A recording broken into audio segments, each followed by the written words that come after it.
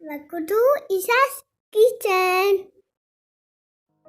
Welcome to Raziya's kitchen. ഇന്ന് ഞാൻ വളരെ പെട്ടെന്ന് നമുക്ക് തയ്യാറാക്കാൻ പറ്റുന്ന ഉണ്ണിയപ്പത്തിൻ്റെയും നെയ്യപ്പത്തിൻ്റെ ഒക്കെ റെസിപ്പി ആയിട്ടാണ് വന്നിട്ടുള്ളത്. നുറുക്ക് ഗോതമ്പ് കൊണ്ടാണ് ഞാൻ ഉണ്ടാക്കുന്നത്. അപ്പോൾ അതിനാവശ്യമുള്ള സാധനങ്ങൾ എന്തൊക്കെയാണെന്ന് നമുക്ക് നോക്കാം. അപ്പോൾ ഞാൻ 200 ml കപ്പിൽ 2 കപ്പ് നുറുക്ക് ഗോതമ്പാണ് എടുത്തിട്ടുള്ളത്. പിന്നെ ഞാൻ 4 ടേബിൾ സ്പൂൺ തേങ്ങ എടുത്തിട്ടുണ്ട്. അതേപോലെ 4 ടീസ്പൂൺ അരിപ്പൊടി എടുത്തിട്ടുണ്ട്. വറുത്ത അരിപ്പൊടി, നമ്മൾ പത്തിരിപ്പൊടിയാണ് എടുത്തിട്ടുള്ളത്. പിന്നെ 2 ചെറുപഴം എടുത്തിട്ടുണ്ട്. ഞാനിവിടെ ഞാലിപ്പൂവനാണ് എടുത്തിട്ടുള്ളത്. നമുക്ക് ചെറുപഴം അതല്ലെങ്കിൽ റോബസ്റ്റ ഇട്ടാൽ മതി. റോബസ്റ്റ ആണെങ്കിൽ ഒരെണ്ണം ഇട്ടാൽ മതി. പിന്നെ 1 ടീസ്പൂൺ ഏലക്കാപ്പൊടി, പിന്നെ 1 കപ്പ് ശർക്കരപ്പാവ്. ശർക്കര ഞാൻ ഉരുക്കിയെടുത്തിട്ടുള്ള നല്ല കട്ടിയിലാണ് ഉരുക്കിയെടുത്തിട്ടുള്ളത്.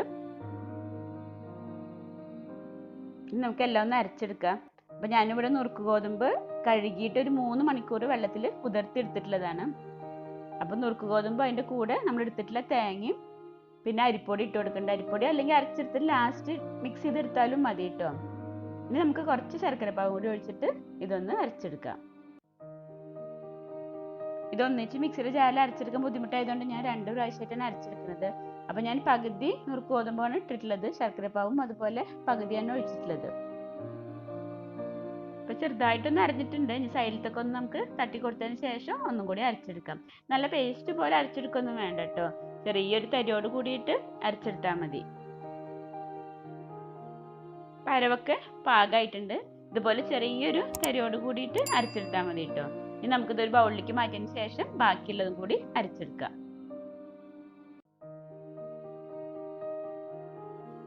ഇനി നമുക്ക് ബാക്കിയുള്ള നുറുക്ക് ഗോതമ്പ് ഇതേപോലെ ഒന്ന് അരച്ചെടുക്കാം. അപ്പം അതിൽ ശർക്കരപ്പാവ് ഞാൻ മുഴുവൻ ഒഴിക്കുന്നില്ല, കുറച്ച് മാറ്റി വെക്കുന്നുണ്ട്. ഇനി നമുക്ക് നോക്കിയിട്ട് വേണമെന്നുണ്ടെങ്കിൽ ബാക്കിയും കൂടി ഒഴിച്ചു കൊടുക്കാം. ഇപ്പം നമ്മൾ വെള്ളമൊന്നും ഒഴിക്കുന്നില്ല. നമുക്ക് അരച്ചെടുത്തതിന് ശേഷം കട്ടി നോക്കിയിട്ട് വേണമെന്നുണ്ടെങ്കിൽ ഒഴിച്ചു കൊടുക്കാം. നമുക്ക് സൈഡിലത്തേക്ക് ഒന്ന് തട്ടി കൊടുത്തതിന് ശേഷം കുറച്ചും കൂടി ശർക്കരപ്പാവ് ഒഴിച്ചിട്ട് നമുക്കൊന്ന് അരച്ചെടുക്കാം.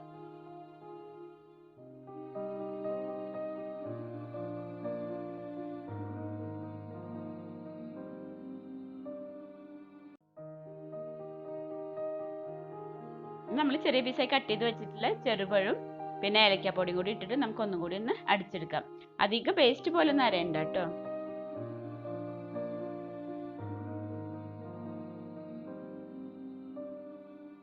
ഇനി നമുക്കിത് നമ്മൾ ആദ്യം അരച്ചെടുത്തിട്ടുള്ള ആ ബൗളിലേക്ക് ഒഴിച്ച് നന്നായി ഒന്ന് മിക്സ് ചെയ്തെടുക്കാം. നമുക്കിതൊരു ഇഡ്ലി മാവിൻ്റെ ഒക്കെ ഒരു കൺസിസ്റ്റൻസിയാണ് നമുക്ക് വേണ്ടത്.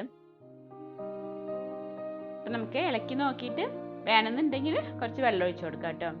അപ്പോൾ നമുക്ക് നന്നായി ഒന്ന് മിക്സ് ചെയ്തെടുക്കാം. അപ്പോൾ കട്ടി കുറച്ച് കൂടുതലുണ്ട്. അപ്പോൾ നമുക്ക് കുറച്ച് വെള്ളം ഒഴിച്ചിട്ട് നന്നായി ഒന്ന് ഇളക്കിയെടുക്കാം. അപ്പോൾ കട്ടിയൊക്കെ നല്ല പാകമായിട്ടുണ്ട്. ഇനി നമുക്ക് ഇതിലേക്ക് കുറച്ച് തേങ്ങ ഒന്ന് മൊരിയിച്ചിടണം. അപ്പം അതിന് വേണ്ടി ഒരു പാൻ വെച്ച് അതിലേക്ക് ഞാൻ 2 ടീസ്പൂൺ പശു നെയ്യ് ഒഴിച്ചു കൊടുക്കുന്നുണ്ട്. അതിലേക്ക് 1/2 കപ്പ് തേങ്ങ ചെറിയ പീസാക്കി കട്ട് ചെയ്തത് ഇട്ട് കൊടുക്കുന്നുണ്ട്. ഇത് നമുക്ക് മൊരിഞ്ഞതിന് ശേഷം നമ്മൾ അരച്ച് വെച്ചിട്ടുള്ള മാവിലേക്ക് ഒഴിച്ചു കൊടുക്കാം. ഇപ്പം മൊരിച്ചിലൊക്കെ പാകമായിട്ടുണ്ട്. ഇനി നമുക്ക് ഫ്ലെയിം ഓഫ് ചെയ്യാം. ഇനി നമുക്കിത് മാവിലേക്ക് ഒഴിച്ച് നന്നായി ഒന്ന് മിക്സ് ചെയ്തെടുക്കാം. ഈ മാവിലേക്ക് നമുക്ക് 1/2 ടീസ്പൂൺ ഉപ്പും കൂടി ഇട്ട് കൊടുക്കണം. അപ്പം നമ്മളുടെ ഉണ്ണിയപ്പത്തിൻ്റെ ബാറ്റർ ഇവിടെ റെഡി ആയിട്ടുണ്ട്. അപ്പോൾ ഉണ്ണിയപ്പം നെയ്യപ്പം ഞാൻ ഈ ഒരു മാവ് വെച്ചിട്ടാണ് ഉണ്ടാക്കുന്നത്. അപ്പോൾ ഉണ്ണിയപ്പം ഉണ്ടാക്കി കഴിഞ്ഞിട്ട് നമുക്ക് വേണമെങ്കിൽ അതിലേക്ക് കുറച്ച് കറുത്ത എള്ള് ഇട്ടതിന് ശേഷം നമുക്ക് നെയ്യപ്പം പൊരിച്ചെടുക്കാം.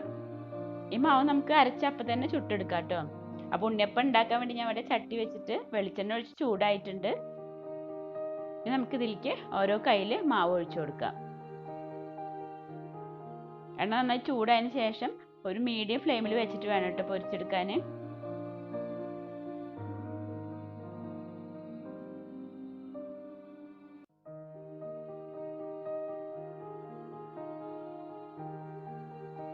ഇപ്പോൾ ഒരു സൈഡ് ആയിട്ടുണ്ട്. ഇനി നമുക്ക് ഒന്ന് തിരിച്ചിട്ട് കൊടുക്കാം.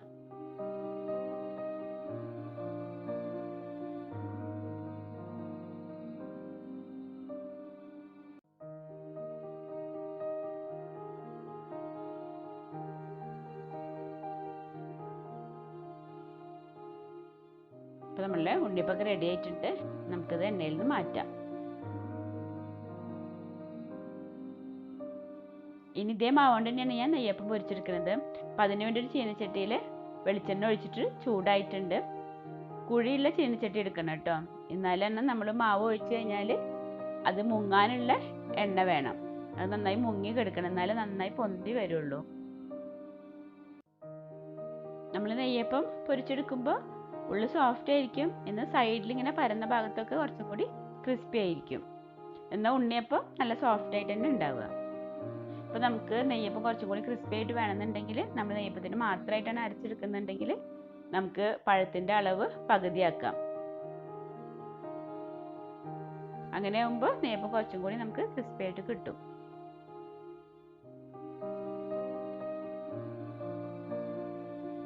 അപ്പം ഞാൻ ഇവിടെ ഒരടുപ്പത്ത് ഉണ്ണിയപ്പം പൊരിക്കുന്നുണ്ട്, ഒരടുപ്പത്ത് നെയ്യപ്പം പൊരിക്കുന്നുണ്ട്. അപ്പോൾ രണ്ടും ഒരേ മാവാണ്, ടേസ്റ്റൊക്കെ ഒന്നാണെങ്കിലും നെയ്യപ്പം ആകുമ്പോൾ കുറച്ചും കൂടി ക്രിസ്പി ആയിരിക്കും. അപ്പം നിങ്ങൾക്ക് ഏതാണ് ഇഷ്ടമെങ്കിൽ അതുണ്ടാക്കാം. അപ്പോൾ നുറുക്ക് ഗോതമ്പ് കൊണ്ട് വളരെ ഈസി ആയിട്ട് ഉണ്ടാക്കാൻ പറ്റുന്ന നെയ്യപ്പത്തിൻ്റെ ഉണ്ണിയപ്പത്തിൻ്റെ ഈ റെസിപ്പി നിങ്ങൾക്ക് ഇഷ്ടമായിട്ടുണ്ടാവുമെന്ന് വിചാരിക്കുന്നു. നിങ്ങൾക്ക് ഇഷ്ടമായിട്ടുണ്ടെങ്കിൽ തീർച്ചയായിട്ടും നിങ്ങളൊന്ന് ട്രൈ ചെയ്ത് നോക്കി അഭിപ്രായം കമൻറ്റ് ചെയ്യാൻ മറക്കരുത് കേട്ടോ. നമ്മൾ അരി അരച്ചുണ്ടാക്കുന്ന നെയ്യപ്പത്തിൻ്റെ ഉണ്ണിയപ്പത്തിൻ്റെ പോലെ തന്നെ നല്ല ടേസ്റ്റാണ് ഇത് കഴിക്കാൻ. അപ്പോൾ നിങ്ങൾക്ക് എൻ്റെ ഈ വീഡിയോ ഇഷ്ടമായിട്ടുണ്ടെങ്കിൽ ഫ്രണ്ട്സിനും ഫാമിലിക്കൊക്കെ ഒന്ന് ഷെയർ ചെയ്യണേ. ഞാനിവിടെ എടുത്തിട്ടുള്ളത് മറയൂർ ശർക്കരയാണ്. അത് കുറച്ച് ഡാർക്ക് കളർ ആയതുകൊണ്ടാണ് നമ്മൾ ഉണ്ണിയപ്പത്തിൻ്റെ നെയ്യപ്പത്തിൻ്റെ ഒക്കെ ഈ ഒരു കളറ് വന്നിട്ടുള്ളത്. അപ്പോൾ കാണാൻ അത്ര വലിയ മൊഞ്ചൊന്നും ഇല്ലാന്നുണ്ടെങ്കിലും കഴിക്കാൻ നല്ല ടേസ്റ്റാണ് കേട്ടോ. അപ്പോൾ ഇൻഷാല്ലാ മറ്റൊരു റെസിപ്പി ആയിട്ട് വരാം. Thank you. Razia's kitchen channel നിങ്ങൾ ആദ്യമായിട്ട് കാണുകയാണെങ്കിൽ ഒന്ന് സബ്സ്ക്രൈബ് ചെയ്യണേ. തൊട്ട് കാണുന്ന ബെല്ലൈക്കനും കൂടി ഒന്ന് ക്ലിക്ക് ചെയ്യാം. അപ്പം ഇനി അടുത്ത വീഡിയോയിൽ കാണാം. Thank you.